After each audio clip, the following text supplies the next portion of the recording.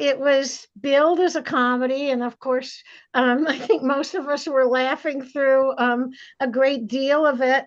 Um, and I just thought it took. I was so impressed with the writing that it was only an hour and a half, and there were, as I say, it was a comedy where we were laughing, but he also um, tackled two very heavy subjects, the Holocaust and suicide. And he tackled both of them with a lot of respect. And I think to be able to have, as I say, in just an hour and a half, to have something where it's light and you're laughing and you're having a good time, and at the same time he brings up two very serious subjects and is very respectful of them. I think I was extremely impressed with the writing as well Yeah, as the acting. I But was too.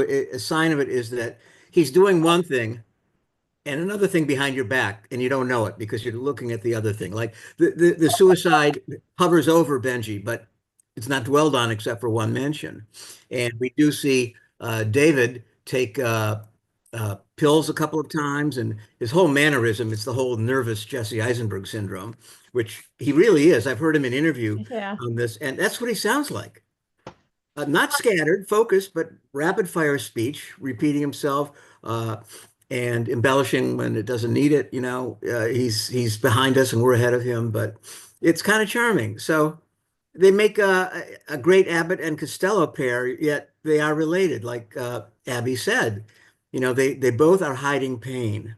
Now, um, I read in an well, interview, I read an interview from Culkin that he did a lot of ad-libbing and that the script was not totally written, that It's he was, possible. Look, Robin Williams ad-libbed all the time, and when you're playing an off-the-wall character, who knows what's going to come to mind as a creative actor?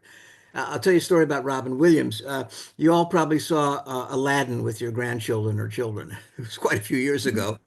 And Robin Williams voiced the genie. Now, as you remember, the genie is a really off-the-wall character, and he's created that way. But before in animation, before they create the characters, they may draw what they sort of look like, but before they create the action, they record the voice. Now, once you turn Robin Williams on, he runs with it. And they just let him go. And then they edited his improvisation to be useful to the story.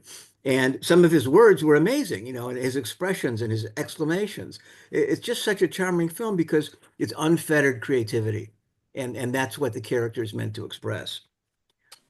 Yeah, Betty. yeah, I wanted to add something to what was said, because I also saw an interview with Jesse Eisenberg, and he said he suffered from extreme anxiety, and when the person who was interviewing him asked, well, did since childhood, and did kids bully him or something, he said no, but he just suffered from extreme anxiety, and he wanted to play the role that Culkin played.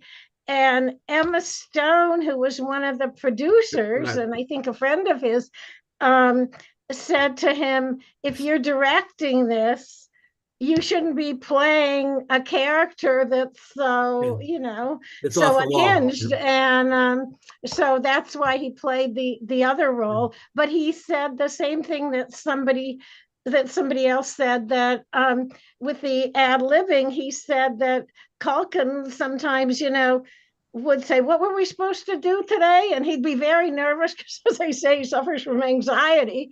And so he'd be very nervous about it.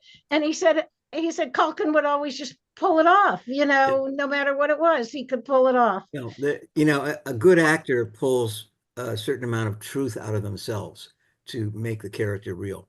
The Jaspins have something to say? Yes. The experience, the trip that they went on. Yeah. What did you think that each character got out of it at the end? And were they changed? Well, let's talk about Marcia, the divorcee in her 50s, wants to get outside herself and Excuse me, I was referring to the two main Oh, characters. okay. And did Well, it I'm gonna let you people answer that. I'm not gonna tell you that. and the one thing I'm always nervous about, like that the one character was going to commit suicide at the end. That's what I was Well, worried about him being alone at the end. yeah, well, that's good. I mean, you may have been uncomfortable, but you were so engaged with that persona that was created for you that you worried for him, like you worry for a relative who's having troubles, or somewhat like that. Um, that's good acting and good filmmaking. Betty also, or Abby, I forget who said this, but the film is only like 92 minutes long. That is a real achievement to pack this much into it. And the writing is just superb because it moves on from scene to scene and it hammers home the Holocaust pain issue very lightly in each scene, but it keeps coming back and coming back. Well, we all hide from pain, and you don't need to give yourself permission to feel pain. Brad, Brad. I just wanted to comment. Somebody mentioned the two main characters. Actually, I think there were three main characters, the third being Chopin, who was omnipresent throughout the movie. I don't think I've ever seen a movie that where music played such an important role in the film. And Chopin's nocturnes, etudes, they covered the Right. emotional a range of what the characters were experiencing. So the way that the music was interwoven into the film was just breathtaking Yeah. to me. It's lovely music, and it's true. They did manage to find a piece of music that suited the scene, emotionally suited the scene. Um, I suspect there were two reasons for that. One, you didn't have to pay a composer or an orchestra to record the music. It already existed and you'd licensed it. And this was not a big budget film, so there's quite a savings there. But it creates a problem for the director to make sure the musical expression doesn't overwhelm the scene. And the lightness of the piano and Chopin's compositions, really carried it through. It was not intrusive, not overbearing, and not too obvious, but obvious enough to impart an emotional tone to each scene, the correct emotion that was needed. Natalie? Well, I have to beg to differ with Brad, who I always agree with, but, which is true. But the music to me, Chopin was from Poland. That is the music that's where he lived. And this is Polish music. Now, how beautiful and peaceful it was. To me, it was just the opposite of the horrors of what went on in that country during the war and during the Holocaust. And that's what they were going to see. So it wasn't that it flowed with it, it was a contrast to it to So me. counterpoint, you're saying Right. that the peaceful music was a contradiction of the actual pain and horrors that went on. That is correct. Okay, but you know what? This is not a historical film about Poland or the Holocaust, is it?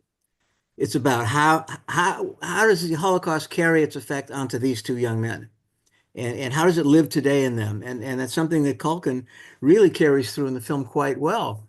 But we don't deserve to be here. We don't, we have to feel our grandparents' pain because they were our grandparents. So I think you're right. It is a contrast to the pain of Poland and the Well, atrocities. they take you into the camps. Yes, but So again, how much worse? okay, but here's the thing I noticed there is no music once No, they're there's beside no the camp. music No there. music. But No. going to it and coming away from it, there is music. Chopin. Jeffrey? That is the way I saw it.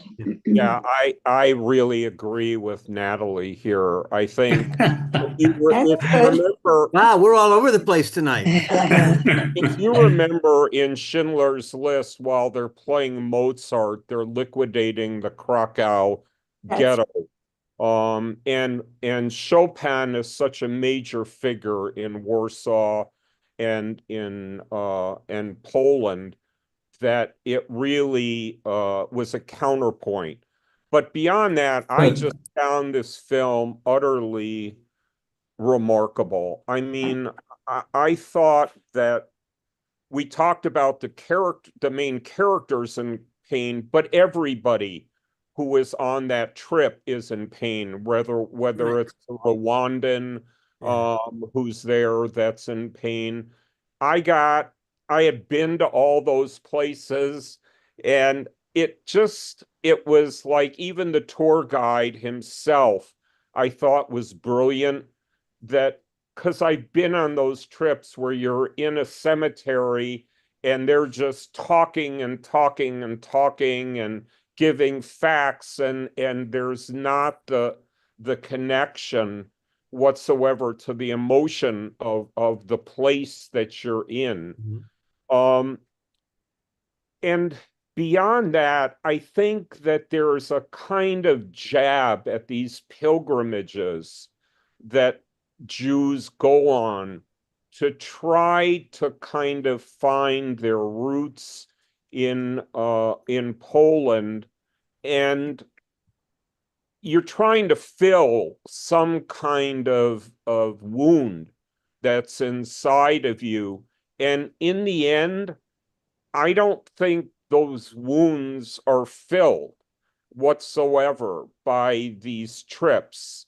That scene where they're at his mother's house, and they put the stone, or his Yeah. grandmother's, or Grandmother, yeah.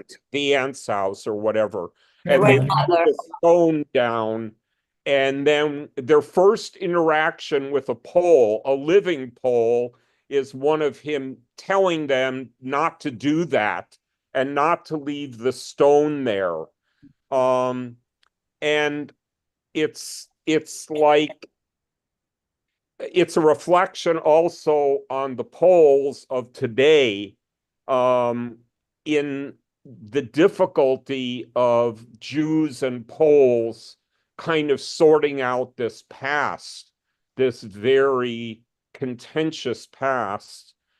And he comes home, and I think that he leaves the stone on his own house, right?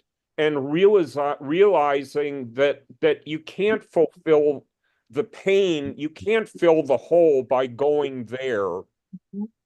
That the pain is still with you, even when you come home. You're still carrying that pain with you. I just thought it was a remarkable film and incredibly layered. Yeah. Uh, Yes. I'll Would you, stop there. I Jeff, want, would you I show this to your, please, I'll call, Joanne's next. Would Okay. you show this to your students? Yes, if I had enough time, I would. And if we were going, which we did last year, to Europe, to students, because we couldn't go to Israel, I would definitely show this film to my students. Yeah. And I will say, as a Jew going to Poland, the complexity of emotions that one feels in Poland, it's not like anything I've ever experienced in my life. I mean, it's just uh, the emotions that you feel, because I don't know, you recognize that this is a modern city, but there are like 17,000 Jews left in Poland out of a population of 3 million that once existed. It's the largest graveyard of Right. Jews in the world is in Poland. And that kind of tension that you feel there never leaves. Uh-huh. Well, I call this a post-Holocaust film. I've seen more than my fill of films of return, they're called, where a relative goes back to find their roots. And I agree, they're all unsatisfying because nobody brings home the meaning of the trip. And it's better, and we've seen many other films, if you can remember Song of Names, about the two friends and one looking for the other for 40 years. Um, and other films, uh, the one about the 40-year-old doctor and the 18-year-old woman who can't accept that her parents are dead, and he lost his wife and two boys in the Holocaust, and they cure each other, heal each other.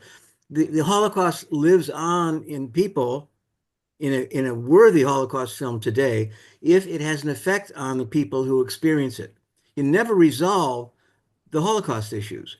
But I do think it can change people. Like you said, you've never had that feeling before, and you'll carry it with you forever. Uh, this is what we want to see from films about the Holocaust now. Schindler's List is done, a great film, and the Meryl Streep movie was just to choose between her kids. Sophie's Choice. Right. Again, these are they're at the top of the pinnacle, and it's very hard to come close to what they achieve. So you have to like divert yourself away from dealing with the Holocaust directly and deal with the fallout, the generational fallout going forward.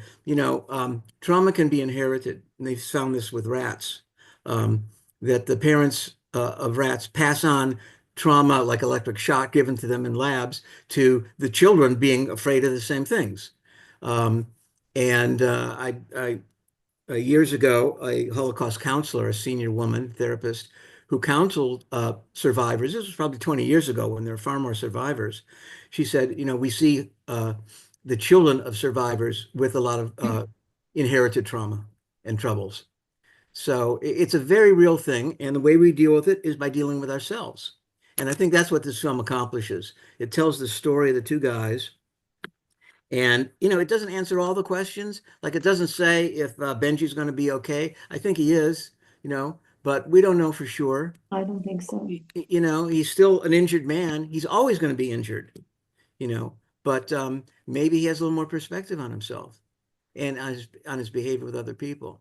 Oh, I don't Wait, think those Joanne two. Siniko Oh, sorry. has something to Yeah. say. Yeah, no, I just wanted to comment that I did see the film in a theater, Uh-huh. and it's a good audience, no speaking, but I have to tell you, when the scene of them walking through the concentration camp came up, you could have heard a pin drop. It was Uh-huh. total silence. It was, there was a definite change, and it was very noticeable to me, and I thought that was pretty interesting. Yeah, and there was no music because it helps you No. focus on your own feelings. It doesn't Right. tell you what to feel, and it gives you the freedom to make the movie your own, to invest your own feelings in the film. Mhm. And it's a wonderful thing when it happens. It doesn't always work, but you have to be careful with music because you can tell people what to feel and you'll repel them. But if you can show them what feeling is like subtly, then you can get them to go along with it. You can cue them in with music as to what the correct emotional tone is that will benefit the scene. Yeah, I was just saying that the audience, you could, there was not Yeah, a sound, yeah. not a sound. Yeah. No, I'm not surprised. Anybody else have favorite scenes? I have one I'd like to bring up, but any other moments? I mean, what about Cindy? You're muted, Cindy. Looking at the apartment and imagining grandma being there at some point in her life. I did that once with my children on Mother's Day. I found the old addresses of my grandparents and where my mother grew up and when she was first married, and just looking at the homes and just kind of imagining this loved person in that home and what their life might have been. It was a smaller part of the movie, but it really was impactful for me. For them, it was kind of like, okay, now that we're here, what do we do about it? Yeah. But to me, it was very meaningful. Yeah. How did your kids react to it? And did they understand your reaction? No, Okay, they were in well, their 20s. It was like, oh, okay. But yeah. it just, No, no, it didn't have a lot of meaning to them, but it did to me. Yeah, it helps if you have your own children too, and you can think more generationally than just about your own cohort. Brad? Well, two things. I mean, I love the scene at the restaurant Yeah, that's where my that was really my favorite, that where broke me up. David really lets loose with the whole range of his emotions towards his brother Benji, cousin Benji. I mean, I just thought that was Yeah. brilliant. It was a But I love-hate. want to come back to the music for a second because Okay.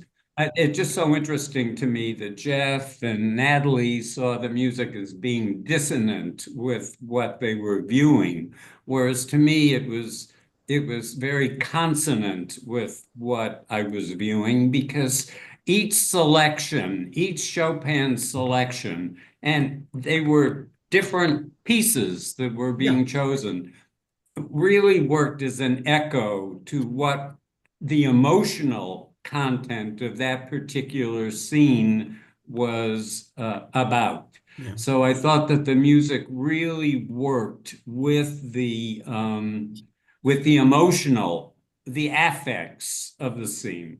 Jeff, what do you say to that? Your brother's So crazy? yes, and No. the thing is, again, when I think of Schindler's List, you see Mozart, them playing Mozart on the piano, and the Nazis murdering all these people in the ghetto.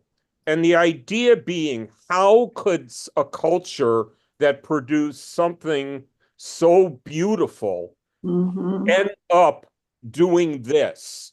And that's the same thing you have in this film. Remember, Lublin, Majdanek is right outside of Lublin. They made a big point of Yeah. saying that. In other words, the people in that town knew exactly what was happening in that concentration camp, in that death camp. So I think there's a statement there about how could a society that produces Chopin also have allowed this to happen within their territory? Well, we Mhm. ask that question all the time. Look at German society and German universities. We're most respected in the world. How could these intellectuals allow the Holocaust to happen without speaking up? It's unfathomable and not believable that nobody knew. Um, I think I may have mentioned this before. I spent 7 weeks in South Africa making a film about the end of apartheid, and we had three camera persons operating, and one, the lead guy, was kind of sorry, second lead. He was one of those kind of indifferent people. I said, "How, you were a kid during apartheid in the late 80s. Did you know what was going on?" He said, we didn't have a free press at that time. It was all censored, so we didn't know." And then I spoke to the lower ranked camera person who was a little younger, and I said, "How is it possible that people didn't know?" And he said, "You know what? By the time you were 16, you knew, because the black nanny who cared for you during the day went home somewhere, and it wasn't in your neighborhood." So, So, it's a universal problem, this denial. Yes, Natalie? well, I want to say another thing about that last scene that surprised me, and I think they thought very carefully about playing it the way they did to make the end of the movie sweeter.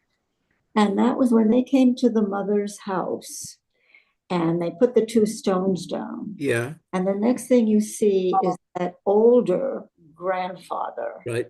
Polish grandfather, sticking his head out of the window and rightly saying, "What are you doing? What are you doing here?" There are these two kids who put something down. It could have been a bomb, it could have been anything. And when they said, "Well, our grandmother lived here," and they explained that they're Jews that came back, and this is what we do in honor. I was really, he gets his younger son out to interpret to him, remember? Yeah. I was surprised that the grandfather didn't say some anti-Semitic slur. Well, in a way he does, because He did? I no, didn't. no, he didn't say it frankly. He said, "Well, okay, but take the stones away because an old lady lives there and you might trip." He was dismissive of the gesture, and he got some of his probably anti-Semitism out with that. I think they made it very soft in that Yes, they end. saw And it. it would have been a better film for me if he had said which was what he was really thinking. Yeah. Well, did anybody in the whole film do that except Benji? I don't think so. It would have stuck out. Um, I think Well, that's the part way of I saw it. part of the issue here is the nuance, the delicacy with which this film was handled, directed, and written and conceived. And they didn't want anything to jump out. That's Jeff. That's why the Chopin music. They felt it was a gentle underlayment, even if people don't agree with that. So they're going for a kind of humanistic, a softness, where you can embrace everybody's issue and everybody's pain. And And that's why I said it was sweetly done. Yes. Yeah, right. Not with anger, right? Okay. Any other comments? I want to go back to that scene. Oh, Arlene, go ahead. Yeah, I just wanted to say that I loved the relationship of the two boys as cousins. They were so close. They grew up together. They were both parts of the grandma. Mm-hmm. And I thought it was a beautiful part of the film. On the other hand, my problem with the music was as a young person, I took piano lessons for 20 years Yeah, right. Join the club. playing Chopin all the time. And I couldn't get my head into it being good music for this film. I kept thinking of all those hours of practicing the piano. Okay. Um, and at the end, my concern was, of course, with Benji. I was worried about him, and he felt so alone. I didn't understand why he didn't agree to go with David to his house to have dinner and see the family. Because I'll tell you why, because that would have been too pat, too easy a solution. Oh, he's cured. He's not neurotic anymore. Right. He's still who he was before, but I think he has a little more awareness. And I was worried in that last shot. Again, it mirrors the opening shot, this long dolly around the airport lobby. You don't know who the subject is until it ends, and then you get in closer to Benji. I was worried as the camera slowly crept in on him that he wasn't going to make it, that he was just off in his own world. And then he looks aside at something else. And then the film's over. So that look said to me, he's still alive, you know? Well, and he has a smile. Yeah, right. So it's like he was touched, not changed entirely. He's never going to be a No, he normal was too person. charming. I loved him as a Yeah, character. yeah. Would you Yeah. want him as a son-in-law?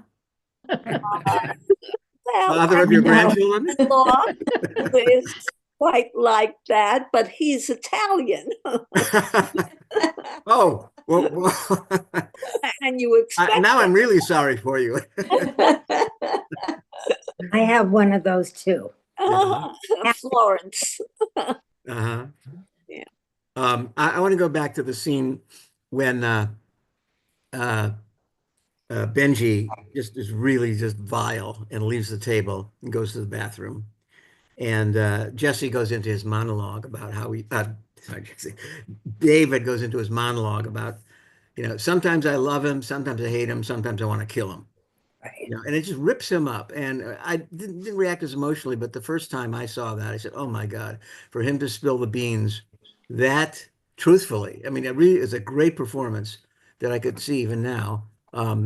This was really an accomplishment. And coming out, remember, David is the tightly wound one. He's the uptight ad salesman for internet banners, and has a home, and he's vested, and he has to be responsible and can't be crazy because other people depend on him. And for him to come out of his shell and really admit that to himself, that's really a self-confessional. And he feels safe enough in the company of the others in the group to spill the beans. And it was just wonderful. And for the film to accomplish that, that's what I mean by this was David's change. Now, granted, that happens, I think, at uh, uh, I have the time. It's about halfway through it, maybe more. I think it comes after the cemetery. Um, but it's very far along, and it changed my feeling about him because I knew he broke through and what he had, how he could share his innermost feelings, and how he reacted to it. He was out of control in a good way.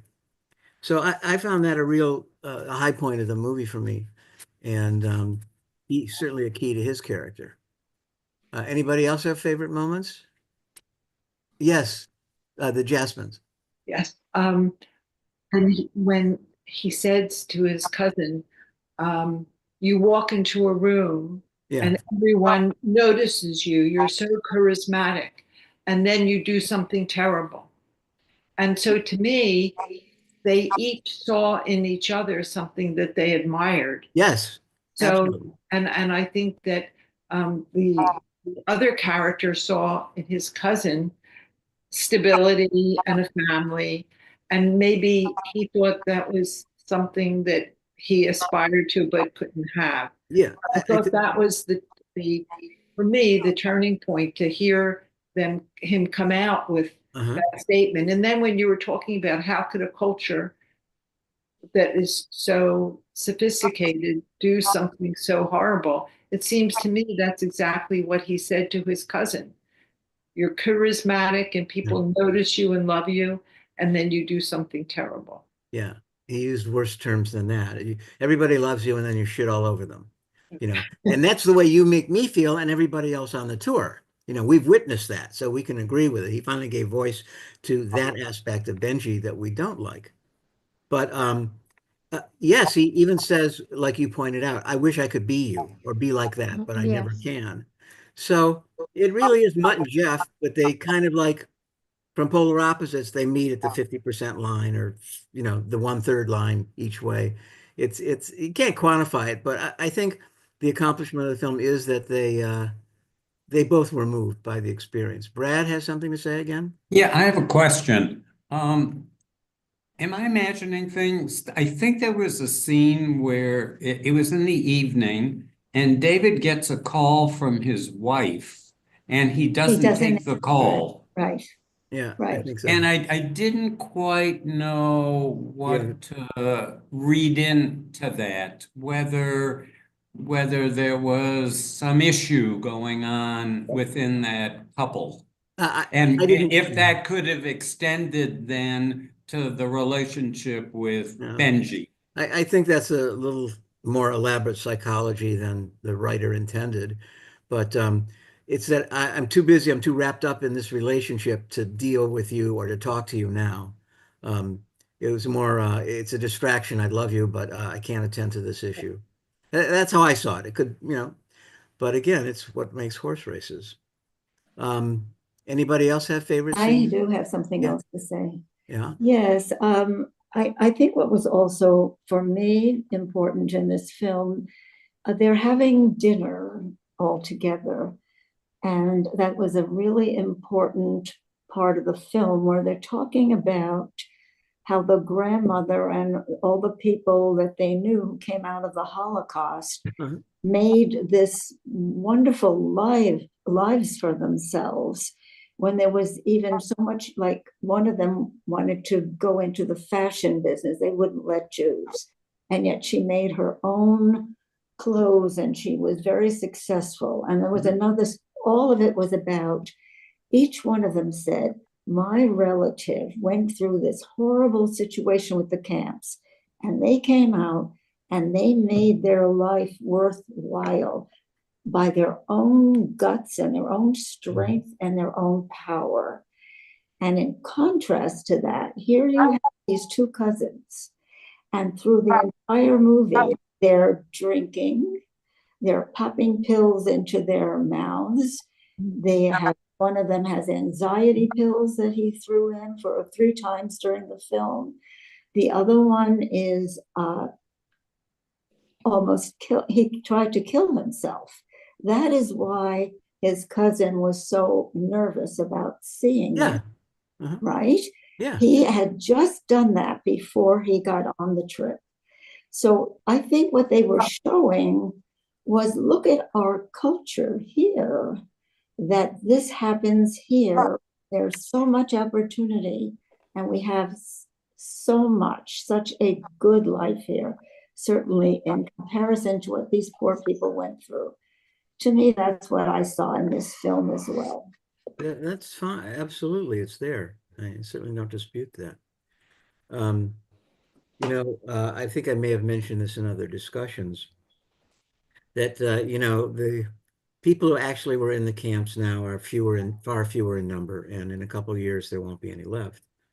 But those that did survive lived exceptionally long lives. I think for the reason you pointed out. I've been through hell. I can deal with this. I'm a survivor.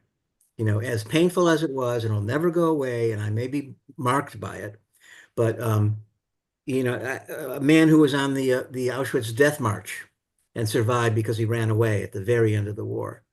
They broke ranks and ran into the forest. He became the lead fundraiser for the Joint Jewish Agency in New York, raising funds for Israel. And he was, when I met him, he was in his 80s. He recently passed away.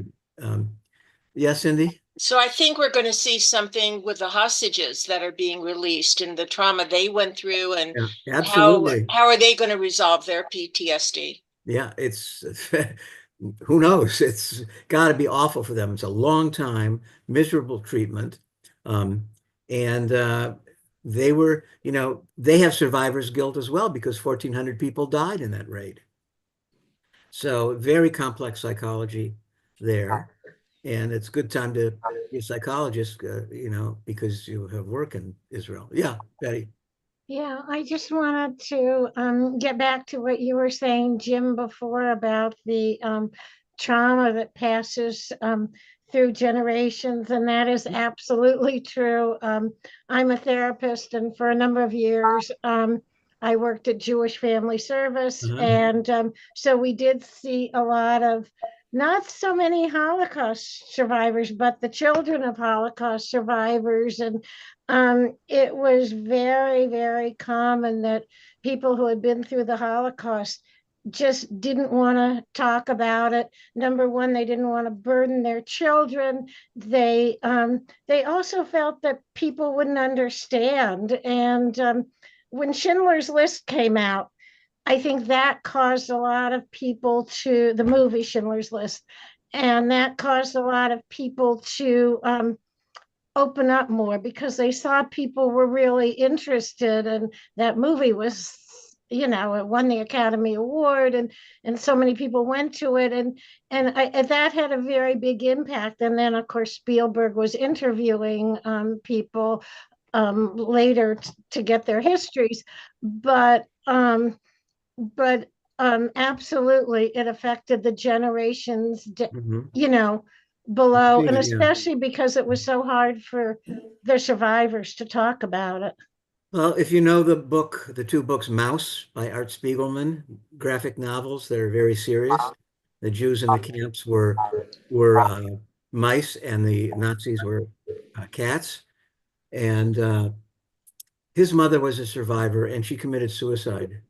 And it caused him to go into therapy for many years, sent him into a depression. And that's sort of the motive. And the father figure who survives in that book is a difficult man.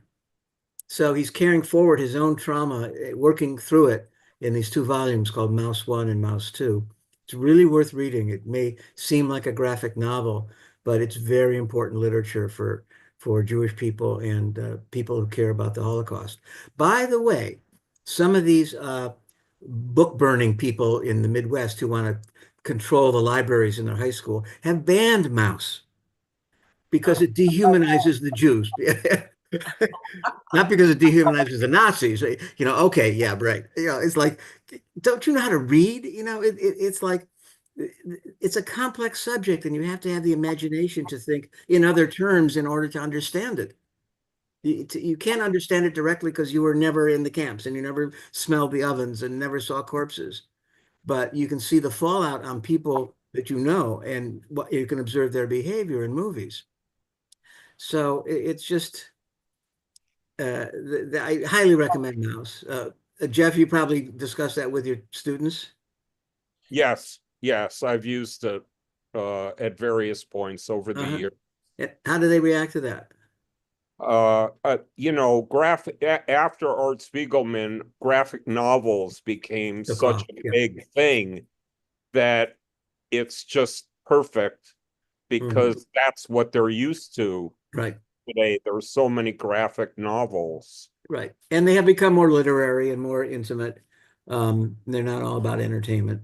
And I know there's a circle of cartoonists online, and they all have Substack pages. And a lot of them deal with depression, pain, anxiety.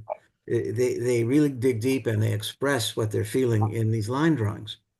So it's out there, it's effective, it's evocative, and it's a good way of sharing. And since the students love it, it's easy to get them to pay attention to it and the message. And I'll bet they really take to the message, right? Great discussions come of it. All right. Well, anybody have any other? Brad? Well, picking up on what Betty said, when Primo Levi died, Yeah. Elie Wiesel said very eloquently, the way he put it was, and this isn't the exact quote because I don't know the number of years, but he said something to the effect of, Primo Levi died in Auschwitz The real, 40 yeah, years ago. yeah, before he actually died. Yeah, it kills the Yeah, person. Yeah, before he actually died. He died yeah, in Auschwitz 40 years yeah. ago.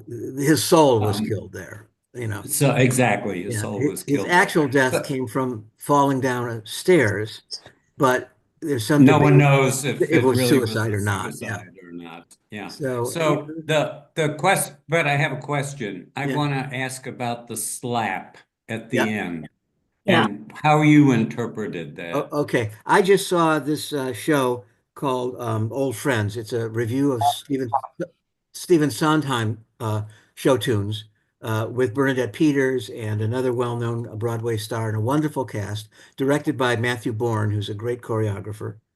And there's one song they place very close to the end. It's called "Being Alive," and it's from Company, and it's about what makes you feel alive isn't just pleasure, it's pain, and it hurts, but it makes you feel alive. And I think that's what the slap was. Benji says, my grandmother slapped because I was 15 minutes late because I was stoned, woke me up.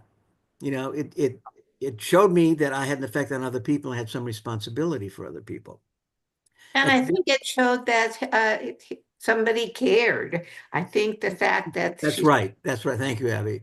Yeah. Nobody ever expressed that they cared about him that much that they'd hit him to get his attention. And I think that's what David is doing in the airport. It's like, I want to be like him. I want to show that I get it. I want to make you feel alive again because that was the best thing that ever happened to you. I want to be part of the next best thing. It was sort of out of affection and a misplaced psychological plot. I thought Benji was going to slap him back. I didn't remember if he did or not, but that was on my mind. They hugged each other afterwards. Yeah, well, but don't you see, the slap is not about anger Yeah. or punishment. It's I'm going to do you a favor and get you out of this funk you're in by slapping you.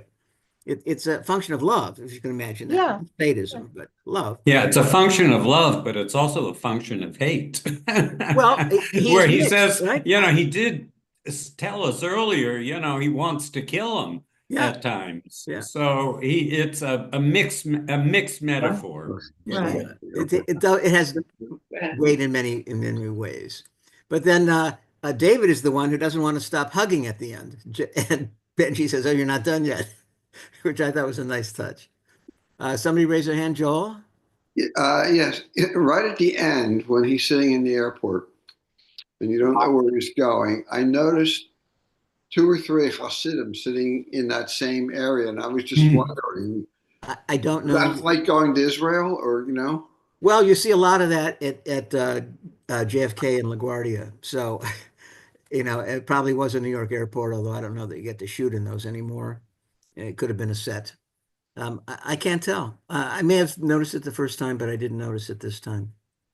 You're looking for things sometimes and you overlook the subtleties because you're distracted.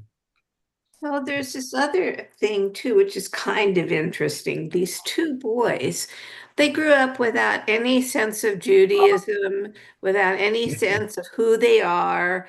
And the grandmother wanted them to promise them that they go to Poland to kind of see what it was like and also to find, in effect, to find their identity. Yep. And I think it's not clear if they did or not, but they certainly learned more about each other and about their Yeah. heritage. Yeah. It's not clear, like we have that thing too nowadays where young people don't have an understanding of who they are or what they are, or they don't give a Well, darn, they say they're not, denial of their. or they just don't know. So, It's um, the thought flew out of my mind. I'm sorry, but that's the slap in the airport departure was. Oh, I know. Jesse Eisenberg has a line. He's walking with Eloge, the black Jew from Rwanda, yeah. and uh, he says, "Yes, I'm Jewish, but I don't observe everything, but I do like Shabbat. How about you?" And David says, "There before no God go I." So it's a humble expression. It's not arrogant, but he's admitting to his atheism or agnosticism or not lack of Jewish identification. I heard a rabbi on NPR once say, "Oh, a lot of people in my congregation are atheists. I love them." It's like you don't have to believe in God. And this is what those of you who know Stanley Davids, who had been teaching Torah at a university synagogue in Wilshire for a number of years, he said, "But I'm not a deist." And he drove home the point that the culture is so rich, the Torah is so laden with issues and analyses of human behavior that you don't have to believe in God to get something out of this tradition. And that was eye-opening. So, it's like you can still be a good Jew and be an agnostic and go see your grandmother's home because it is about identity and Jewish identity. And as a survivor, she was in the camps because she was Jewish. So, of course, it's fundamental to who she is for the rest of her life. All right. Well, I have a sense that we're kind of running out of things to say, which is remarkable. I'm not surprised because I felt this film was so transparent. It wore its emotions on its sleeve, even if it didn't, you know, have big speeches. It just said, "Oh, we're all in pain," or, people don't express their pain. It comes up once a scene, in about 4 or 5 scenes. And it had a light touch. It didn't knock us over the head with it. So I think we all got it in the way It's brilliant. perceived. And I'm glad you enjoyed it. I wish there were more. Yeah, Abby? Um, so do you think people who are not Jewish would appreciate this film? Have you ever talked to anybody who's not Jewish? I haven't. I've recommended it to people. I don't know how they'd react to it. I think they will identify with the two characters and their emotional situations and see it more as each takes away an understanding from the trip, but it's an understanding of each other. Although the visit to Manzanar, the Lublin Majdanek, really shakes everybody up. And then a lot of stuff happens after that. So, um, again, the Holocaust is an instigator of trauma and can be a source of healing too if it's felt. If you allow yourself to feel fully about it, it can bring you closer to yourself. So, I think a non-Jewish person would relate to it because they've known people like both of them in a withdrawn interior kind of guy who's nervous and takes anxiety pills, and the other kind of guy who's so off the wall, nobody can control him, and he's amusing and lovable and hateable. I've known people like that. People will say, "I'm familiar with the type," and they'll follow that because it's clear and it's not convoluted. It's very linear. There are no flashbacks. There's very little that they're not in. And there are interludes that are fun, like getting a free ride behind the conductor's back or the ticket taker's back. And, we haven't mentioned that he tells James in the cemetery, you have all your statistics in this, but it's cold, and then he backtracks. He says, "Oh, no, but what you're doing is great." But he realizes he may have offended him. And then later on, James comes and says, after 5 years, nobody's ever come and told me how I can make this better. So I really appreciate your doing that. And James does show a bit of a change in the rest of the tour. Yeah. So again, it's like it doesn't take much to redirect people to some new awareness of themselves. Yeah, Betty. Yeah, I just wanted to share something that's a little bit off the track, but as far as experiencing things, and we're talking about experiencing, for a Holocaust trip. One thing, my husband and I were in Poland, and one of our sons came with us, and when we were there, we had some we were with a group for most of it, but we had some time, and we went to the Warsaw Ghetto, and all there is a there's just this big wall there. There's not much. There's But crumble wall. yeah. But my son had suggested, he said he had, he had the map, and he said, why don't we walk the distance? They don't show the whole Warsaw Ghetto. Why don't we walk it just to see what it's like? And that was one of the things that made the biggest impression on me. I mean, obviously Auschwitz did too, and other things, but you really, by doing that,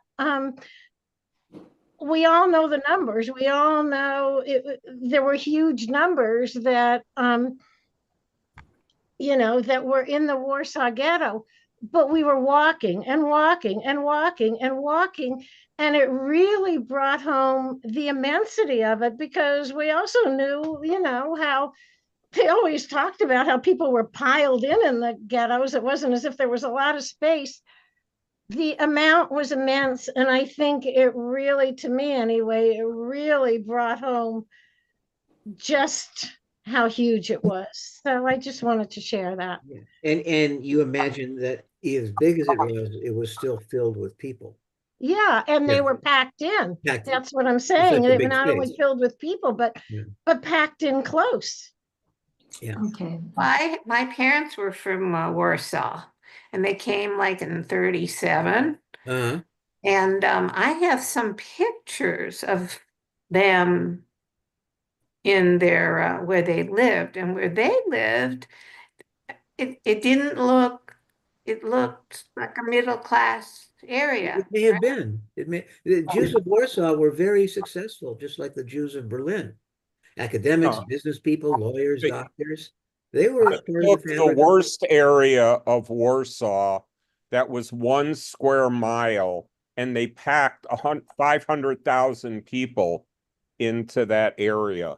So if you can imagine 400,000 to 500,000 people living in the most economically depressed area, that gives you some idea as to the of how packed it was, with 6 or 7 people living in a room, because of shortage of space. Did everybody live like that? Because I didn't have my father, the way he described where they lived, it wasn't like that. But So you're talking about before the war. yeah, Before before the the ghetto. war. Yeah. No, Yeah, they the Jews were forced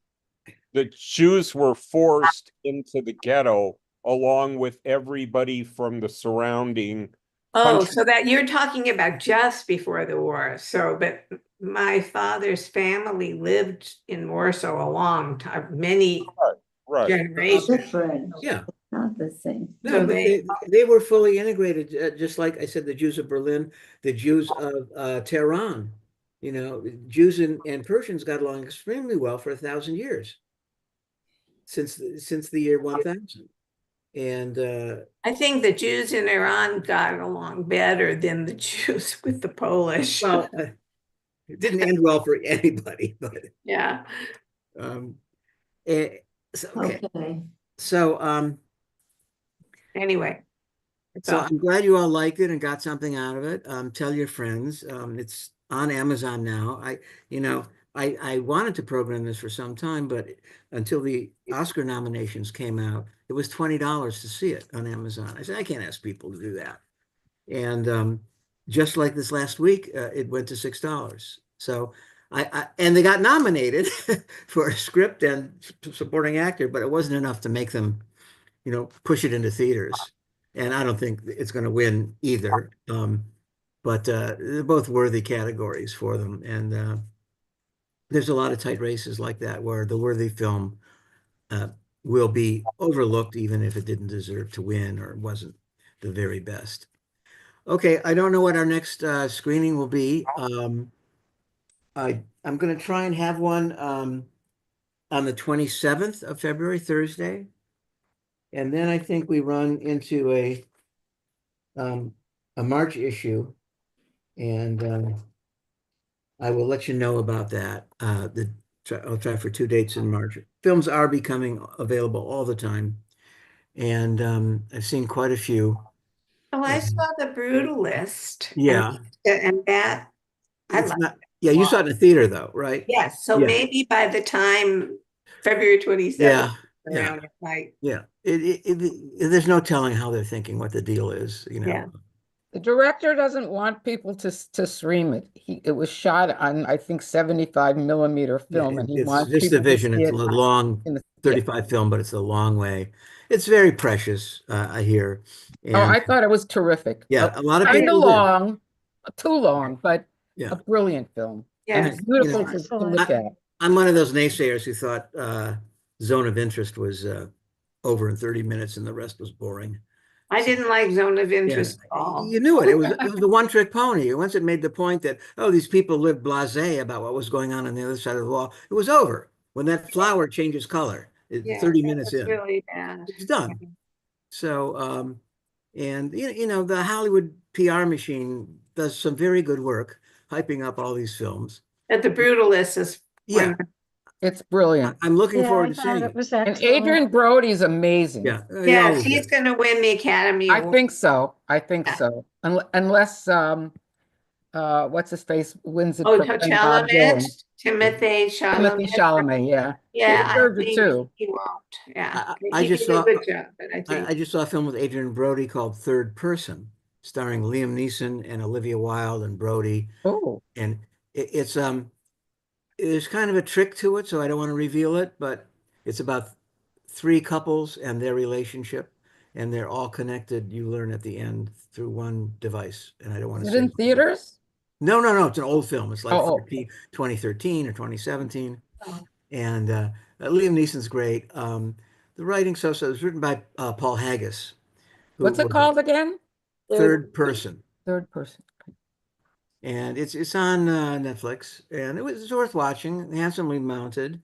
There's a wonderful performance by a woman who plays a gypsy, who is Adrian Brody's love interest, and she has a daughter she's trying to release from being a hostage by raising money for her ransom, and Brody keeps bringing her more and more money, and you wonder, is she scamming him or not, and does he love her or not, and that relationship develops, and then Wilde and uh, uh, Neeson have a tumultuous relationship, and it's kind of interesting, you know. It's three interwoven stories that are constantly interwoven throughout the whole movie, you know, and sometimes it's just a short moment, and sometimes it's a whole scene.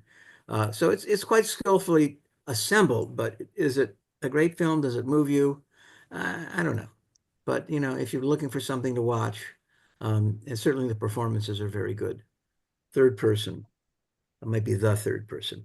Okay, so this great discussion. I love it when it brings things out in all of us, whether we agree or not, doesn't much matter.